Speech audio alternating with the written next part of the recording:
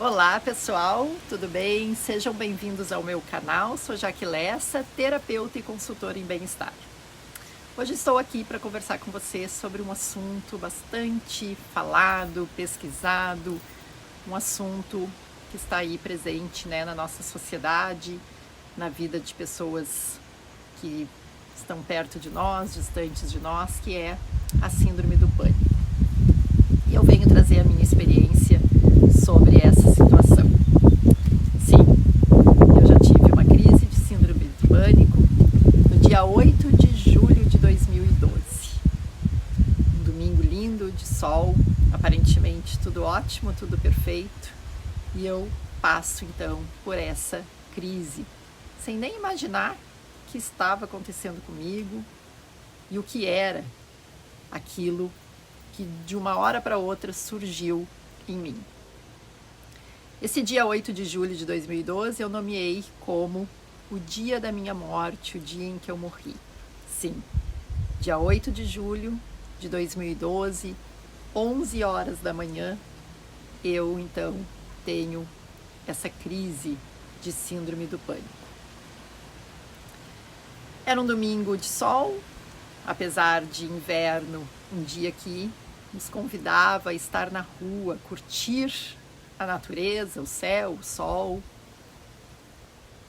Nós, então, nos oportunizamos a almoçarmos, procurarmos um restaurante que nós pudéssemos almoçar na calçada, na rua, para poder curtir, então, aquele lindo domingo de sol. Quando estamos nos direcionando ao local, eu e a minha família, meu marido e minha filha, que na época era um bebê, eu então sinto o meu coração disparar, minhas mãos formigarem, meus pés saírem do chão, minhas pernas também. O ar que eu buscava não chegava até mim. E ali então eu tive a crise de síndrome do pânico. Sem saber o que estava acontecendo, olhei para o lado e disse para o meu marido, me leva para o hospital porque eu estou morrendo. E a sensação era de morte mesmo. Uma sensação de total descontrole, e a única vontade que eu tinha era de me despedir das pessoas que estavam ali perto de mim, as pessoas que tanto eu amo. Chego no hospital, imediatamente sou atendida, medicada, e logo então vem o laudo, Ela teve uma crise de síndrome do pânico. Depois do medicamento e de horas e horas dormindo, eu acordo, me olho no espelho e percebo então que eu havia me perdido de mim. Era como se eu tivesse tido um esvaziamento, como se eu estivesse oca. Eu me olhava no espelho e não conseguia me reconhecer. E a partir daquele momento e de acessar esse lugar de morte, esse lugar de travessia, esse lugar de talvez um grande portal, eu comecei então uma autoobservação, comecei a perceber e tentar compreender o que me levou a esse lugar. Aparentemente, tudo muito tranquilo, tudo muito certo, tudo organizado. Não me sentia em nenhum momento uma pessoa ansiosa e que eu pudesse chegar a esse lugar. Nessa época eu já meditava 2 vezes por dia e acreditava que a minha busca pelo autoconhecimento me distanciava desse lugar tão temido por tantas pessoas. Ter uma síndrome do pânico é uma mudança completamente de vida. Quem sente esse lugar de morte muito próximo, estabelece uma outra compreensão com a vida. Durante 30 dias eu tive o medicamento atuando, ativo em mim. E depois dos 30 dias, quando eu percebi que eu não precisava dele, ele estava junto comigo, dentro da minha mão. Eu não tomava, mas eu precisava do medicamento junto comigo, para que qualquer sintoma parecido com o que eu havia sentido chegasse perto, eu tivesse ali o recurso mais potente que eu conhecia naquele momento, para que esse sintoma, para que essa sensação não se aproximasse mais de mim. Eu não queria mais sentir a morte tão próxima como eu senti no dia 8 de julho de 2012. Percebi que algo precisava ser mudado, eu precisava entender, compreender mais e mais profundamente o que me levou a esse lugar.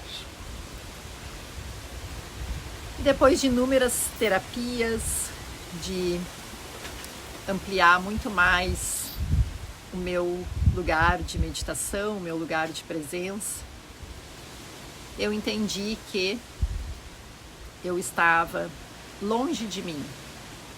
Apesar de meditar 2 vezes por dia, de ter uma alimentação cuidada, uma alimentação natural, uma alimentação que na minha compreensão naquele momento poderia estar fazendo toda a diferença na qualidade de vida que eu tanto busco, eu ainda não estava em mim.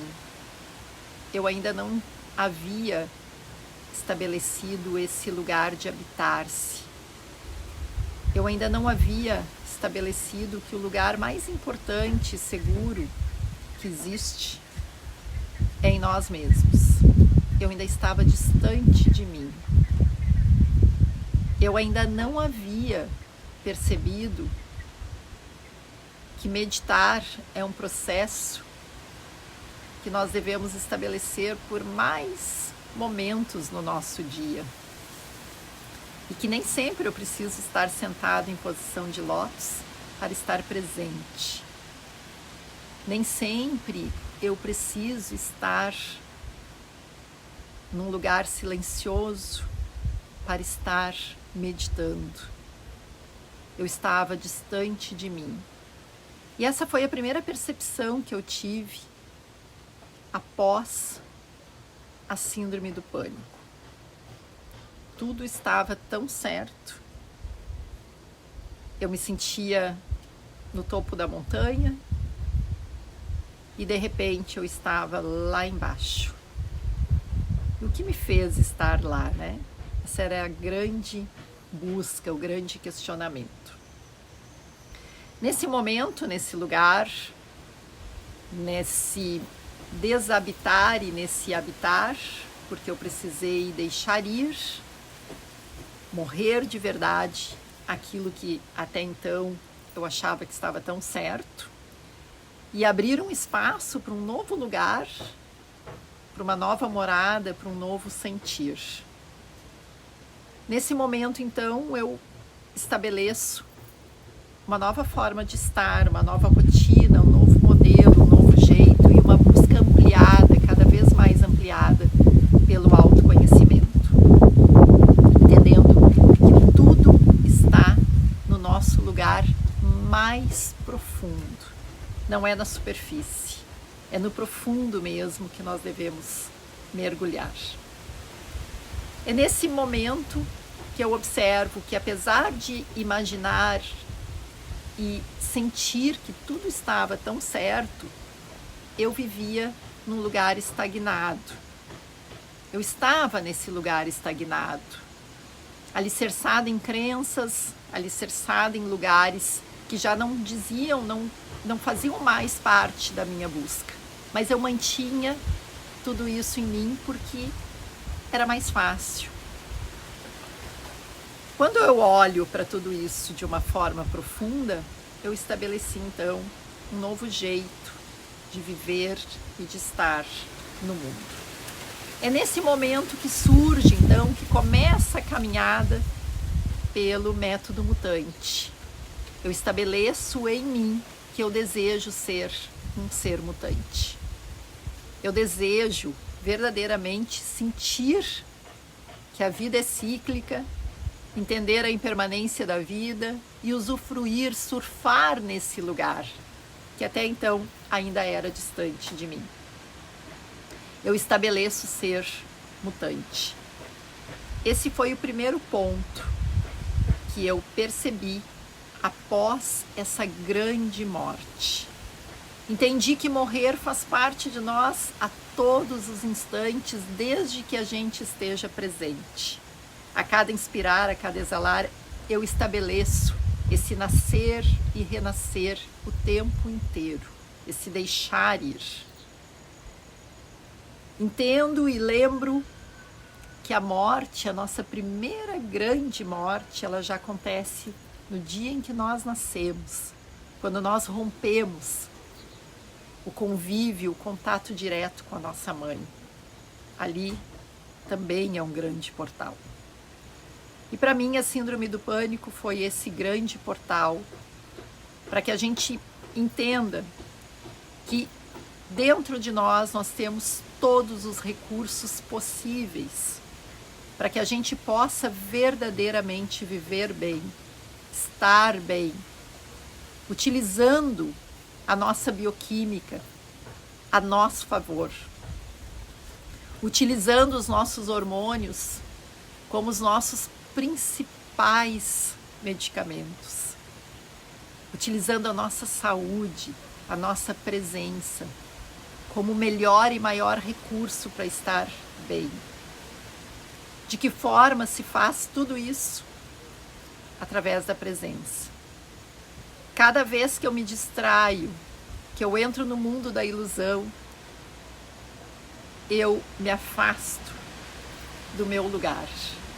Eu me afasto de quem verdadeiramente eu sou. Isso dói, isso é dolorido. E talvez era nesse lugar que eu ainda estava no dia 8 de julho de 2012. No dia em que eu estabeleci como o dia em que eu morri. Lá atrás ficaram algumas coisas, algumas situações, e que hoje eu acolho, honro, agradeço com todas as minhas forças, mas que eu trago mais forças ainda para que elas não cheguem mais até mim. A síndrome do pânico, esse lugar de faltar o ar, de não conseguir respirar, nos faz mergulhar no nosso lugar mais profundo, no nosso lugar misterioso, na nossa fonte mais sagrada. Precisamos ter uma síndrome do pânico para mergulhar nesse lugar? Não precisamos. Mas nós precisamos sim abrir espaço para que a gente possa ser verdadeiramente mutante. Esse é o convite. Saia da estagnação. Saia dos lugares que não te fazem bem, que não te pertencem. E ouse, arrisque a ser verdadeiramente um ser mutante.